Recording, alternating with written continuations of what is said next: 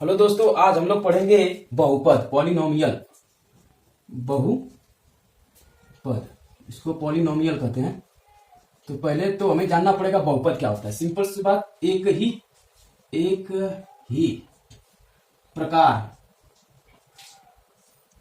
ही प्रकार के चरों का श्रृंखला या व्यंजक लिखते हैं, बहुपद कहलाता है। ठीक है, एक ही प्रकार के चरों का व्यंजक जो होता है बहुपद कहलाता है। ठीक है, एक ही प्रकार के चर, तो हमें चर अचर जानना पड़ेगा। चर यहां पे लिखा है, एक ही प्रकार के चरों का व्यंजक क्या कहलाता है? बहुपद कहलाता है। चर अचर किसे कहते हैं? चर, और एक शब्द आता है अचर। देखिए, चर किसे कहते हैं? चर किसे कहते हैं? जिसका मान बदला जा सके, जिसका मान बदल सकता है। जैसे कि देखो, यक्स, वाई, जेड, टी, तो इन सबको क्या कहते हैं? चर। यानी एबीसीडी वाले अधिकतर क्या कहलाते हैं? चर कहलाते हैं। अचर किसे कहते हैं? जिसका मान नहीं बदला जा सकता। जैसे 1 2 3, ये जो नंबर वाले होते हैं, नंबर वाले, इन्हें क्या कहते हैं? अचर कहते हैं। ठीक है, अब सुनिए, इसे जो बहुपद होते हैं, बहुपद किसे कहते हैं? एक ही प्रकार के चर। तो यानी चर क्या होंगे? एक ही प्रकार के, या तो यक्स में पूरा होंगे, या तो वाई में सवाल पूरा होगा, या तो वो जेड में, चाहे किसी एक में ही होगा। ठीक है, तो इसके लिए कंडीशन है। तो कंडीशन क्या, बहुपद कब होता है? दो कंडीशन है। देखिए, बहुपद जानेंगे किसे कहते हैं, और शर्तें क्या है, बहुपद की शर्त क्या है कि ये बहुपद है। शर्तें, पहली शर्त ये है, तो जो चर होते हैं ना, चर, इसमें चर का घात एक पूर्ण संख्या होनी चाहिए।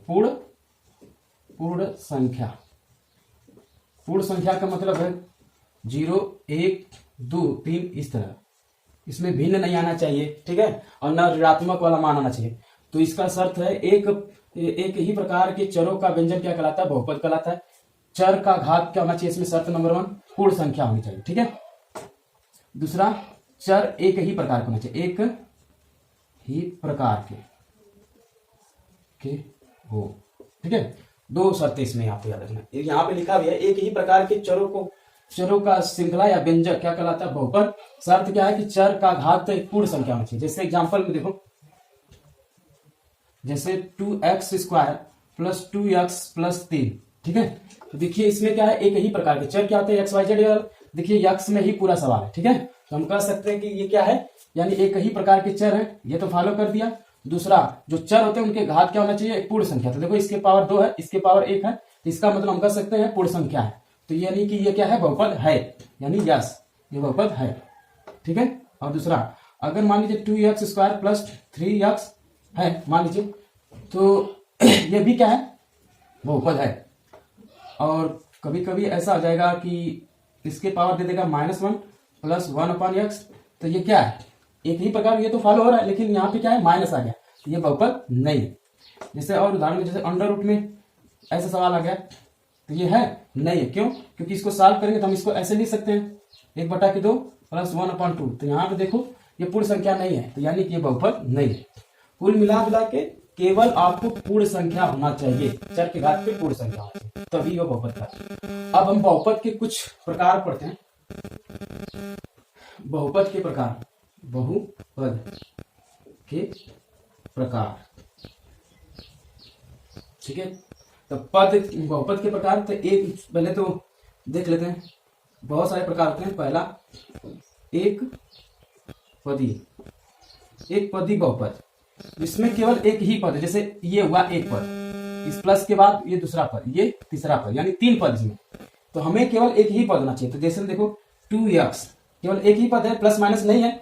प्लस माइनस के इधर उधर रहते हैं तो उसी को गिना जाता है पद में। ठीक है, तो एक मतलब केवल एक ही पद होना चाहिए। जैसे ये, जैसे हम कहते हैं x 1, एक ही पद है इसमें ना, जिसमें केवल एक ही पद हो, प्लस माइनस ना हो इसमें, तो उसे क्या कहेंगे?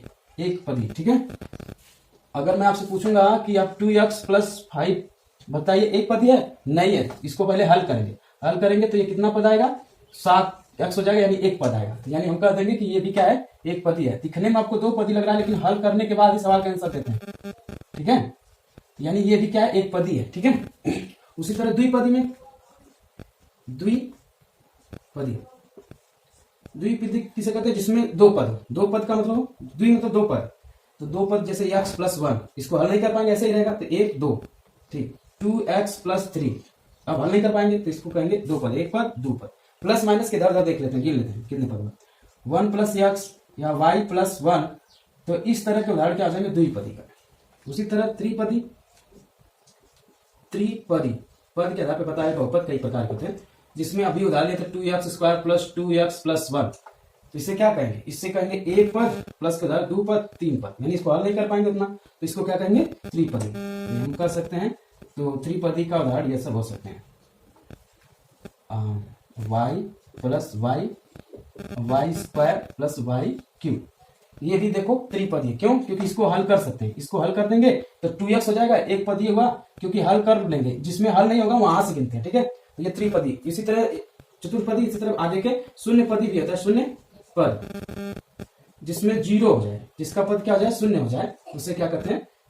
उसे कर देंगे भैया, उसे शून्य पदी। जैसे x गुणित 0, ये जीरो कर देगा, इसलिए ये सब शून्य पदी है, ETC, जिसमें जीरो बन जाए, ठीक है।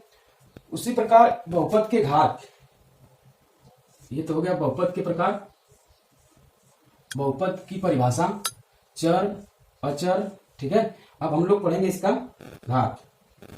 घात, बहुपद के घात, बहुपद के घात।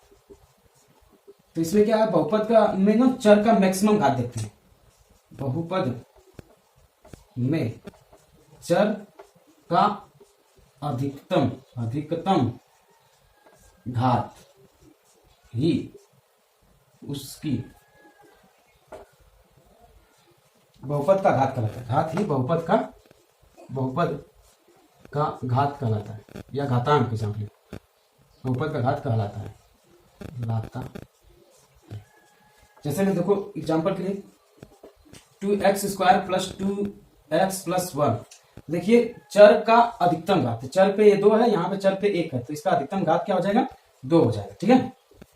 और 2x प्लस 1, तो अधिकतम देखिए घात कितना है? 1 है इसमें।